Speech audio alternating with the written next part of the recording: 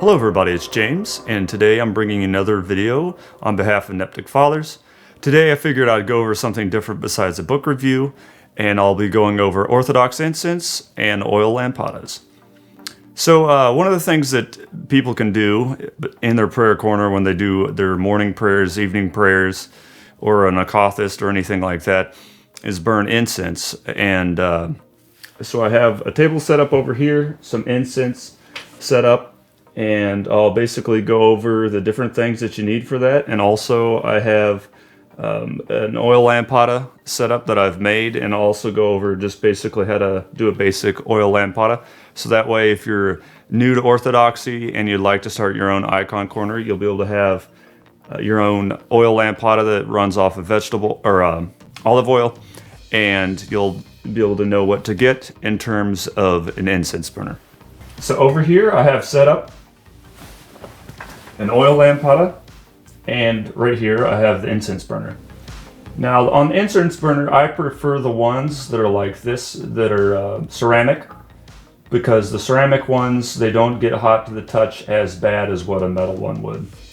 So even with it being made of ceramic, it's easier just to hold it by the base or hold it by the corner, because even the ceramic right here will get pretty hot, too hot to touch.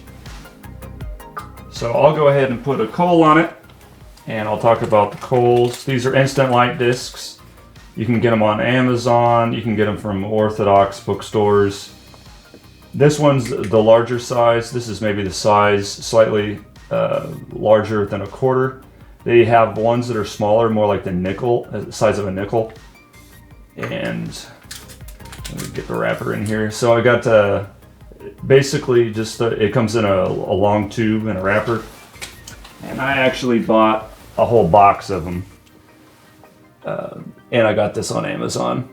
These actually work fairly decent. I've had some that don't tend to light the whole coal when they're lit, but these have been doing good. So in addition to getting them on Amazon, a bookstore, if you're in a pinch, you might be able to find them at a hookah lounge, because these are also used in hookahs. But so I tend to use something like a screwdriver or something to get down underneath the briquette, so that way it will light all the way. And hopefully this has got enough juice on it that it'll start. See if I can actually get it to show on the camera here.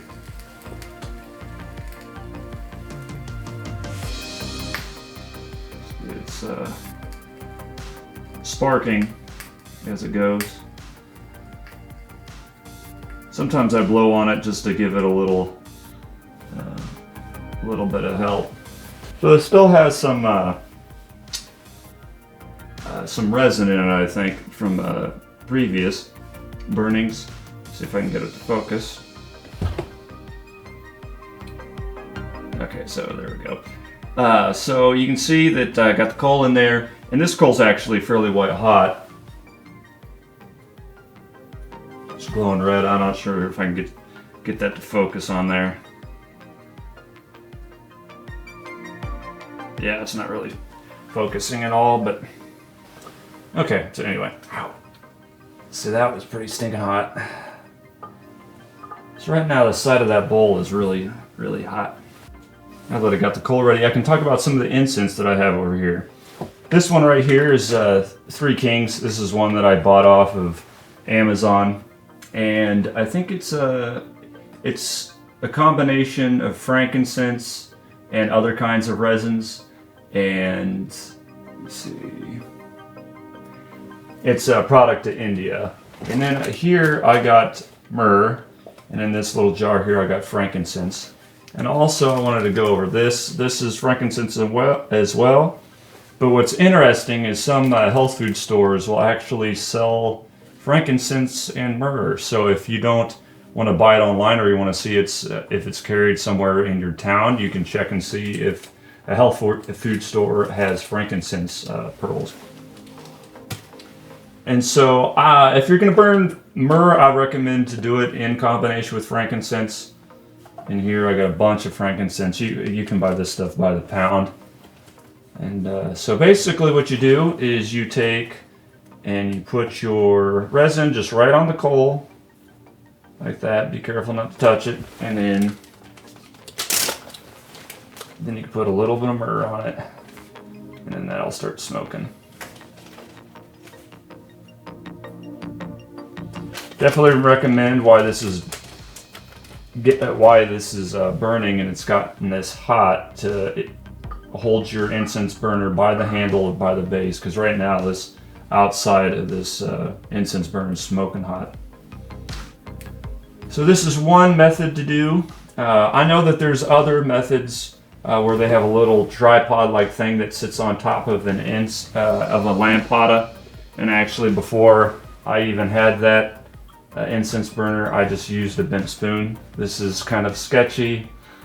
It looks really tacky, so I don't really use it anymore. But if you don't have any options, you can do some sort of piece of metal like that underneath a lampada, and then you don't have to use the charcoal.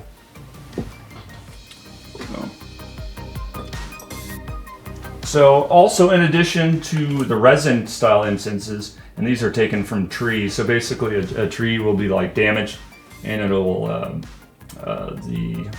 the sap will leak out of the tree, and then resin will form after all that stuff comes out, and then they do a harvest of that resin, and that's what's burnt.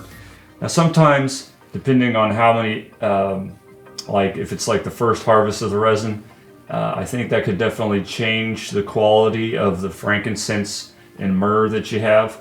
So sometimes I'll get frankincense and it won't smell the best, but then other times I'll have frankincense and it'll smell fantastic. So just a word of warning, you can get frankincense that's online that doesn't smell the best. And that brings me to these other types of incense as well. So you can get these, like this one here is from Holy Transfiguration Monastery. These I think I got off of eBay, these little itty bitty bags, and then I think these were from Greece.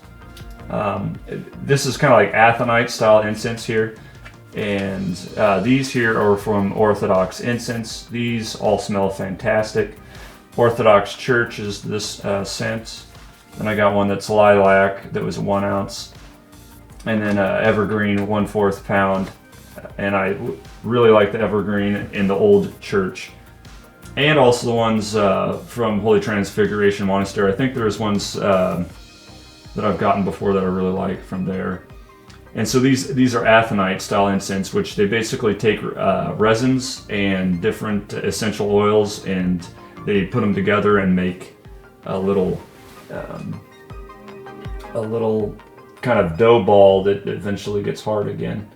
And so you just pick it out of the powder, and you can put that right on top, and it'll melt. Okay, so going from the incense burner to the lampada, a thing to know about olive oil, and you want to use olive oil, you don't want to use vegetable oil or canola. Vegetable oil will get disgusting, and it will get your whatever lampada that you're using, it'll gum it all up and get really nasty. So what you want to use is you want to use olive oil, but you don't have to stick to just extra virgin. It can be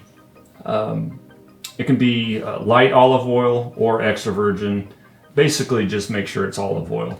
So the differences between the different kinds of olive oil basically will impact the flavor. I haven't noticed a difference with using it in a lampada. They both seem to burn about the same length of time, and in terms of not gumming up and not getting disgusting and going rancid, to me they both seem like they do just fine. So in this one I bought, I get the big bottles, like these big things from Sam's Club, and I use that for my lampada, because once you get to using this like on a daily basis, or if you're to keep it as a vigil lamp, you'll go through quite a bit of olive oil. So one of the reasons why I have it set up in a container like this is for the length of time it will burn. Now I got some other things down here, so you can also do little lampadas using like a little votive candle glass container. So you can like use this, burn up this candle, and then clean it out, and then you can get a piece of wire, kind of similar to this one that I have here. You get a piece of wire, and then you put your wick in it. So like this is like a votive candle here, holder. And then for the wick, I actually just use cotton twine. This has worked really well as opposed to actually buying wicks, because you can buy wicks, they're a little bit thicker than these, but this, I can get this, this is actually a ball canning jar, wide mouth jar, and the reason why I have that container is because using this wick, that container, I can get it to last maybe 16 hours or so enough that it can actually function as a vigil candle. And the reason why it's got to be so short and wide is because olive oil doesn't wick very well.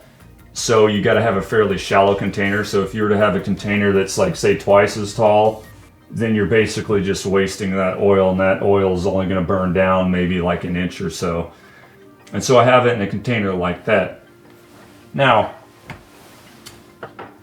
you can also find candles like the 3-wick kind of candles that are wide jars as well, like this candle here. But this is a little bit too tall, although I've had people say that they've been able to find at the Dollar Tree candles that are this wide but about half as tall. So if you can find candle jars, you can repurpose those if you think a mason jar looks tacky. I don't care.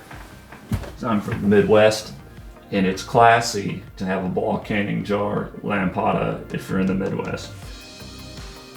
And so in addition to using the wick, for the cotton wick, I basically just use wire. So this was a wire, just a copper wire that I was able to bend. And on one down here, I actually used a wire from the garden section, and it used to have plastic on it, but then I cut the plastic off. This one was a lot more firm, so I had to take pliers to bend it out and use a razor blade to cut off the plastic. But basically, as long as you can bend it around something, then you should be able to put a wick through it. So I think on these I actually used a nail to act as a replacement for the wick, so that way I won't make it too tight. So like I said, if you get something small and wide, or short and wide I should say, you can actually get these things to last like almost a day, maybe even a day, depending if you have a fresh trimmed wick and plenty of oil in it. So that should give you guys a good idea of how to get stuff like this started. I recommend having something also for when you got the end of this. Once everything burns off, it'll kind of smell bad. So then you need to scrape it off, and then if you need to add some more to it, you can scrape it off and then add stuff to it. So I recommend having some sort of metal utensil that you can use in order to clean off the charcoal. Now this charcoal will last a while. I've never timed it. Maybe a half an hour for it to be still functional. But yeah, you want to definitely let this cool off. I normally don't dump this until like at least a day later, so I don't ever have to worry about it catching fire in the container that I dump it in. But if you're dumping stuff like this in a container, you might think of a closed container that won't catch fire if you're going to be dumping this stuff out, that if it's still kind of warm, so that way it can't rekindle. So other than that, that's pretty much it. I hope this was informative, and I'll see you guys later.